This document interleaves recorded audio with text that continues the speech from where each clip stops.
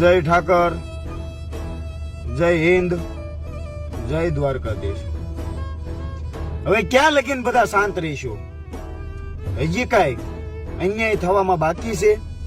હજી ધંધુકાની અંદર કિશન ભરવાડનું જે મૃત્યુ થયું હતું, જે હત્યા કરવામાં આવી હતી, સરકારે કોઈ એનો ન્યાય હજી આપ્યો નથી અને એનો ન્યાય કાઢી સરકારે કોઈ એનો ન્યાય નહોતો કરી દીધો।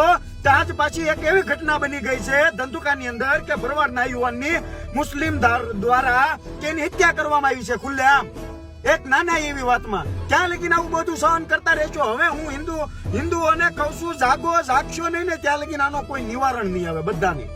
અને ભરવાડ સમાજને ખાસ જણાવવાનું કે અહીંયા સમાજની જરૂરત છે અત્યારે, અને જેમ બને તેમ કાલે આજે જેમ બધા પહોંચી શકે ને તેમ વેલા સંગઠન કરીને તમે બધા ધંધુકામાં પહોંચો। હું પણ આવું છું અને તમે બધા પણ આવો, કારણ કે અહીંયા સંગઠન કરવા જેવું છે અને સમાજની એકતા બતાવવા જેવી છે। હું તો એમ કહું, સમાજ નહીં, હિન્દુ ધર્મ માટે લડો, બધા હિન્દુઓ આમાં લડો, કારણ કે આજ ભરવાડ સમાજના યુવાન સાથે થયું, કાલ બીજા યુવાન સાથે પણ આ વસ્તુ થઈ શકે છે।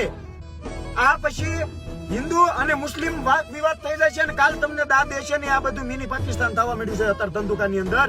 આનો ન્યાય જ્યાં લગી નહીં મળે ને ત્યાં લગી હવે કોઈ શાંત નહીં બેહે। હવે જાગૃત થાવ, એમાં જ મજા છે, બાકી અહીંયા કાલ પાકિસ્તાન વાળા રાજ કરી જાય છે મારા ભાઈ। એટલે પ્રેમથી અને જે રીતે સમજો, હવે જાગૃત થાવ। સમાજને એવી વિનંતી છે મારી, હિન્દુ ધર્મ માટે હિન્દુઓને બધાને વિનંતી છે કે જાગૃત થાવ મારા ભાઈ। અમે એની સિવાય ઉદ્ધાર નથી। બધા ભાઈઓને જય ઠાકર, જય દ્વારકાધીશ। જેમ બને એમ બધા વેલાવાર પહોંચો। જય ઠાકર, જય દ્વારકાધીશ।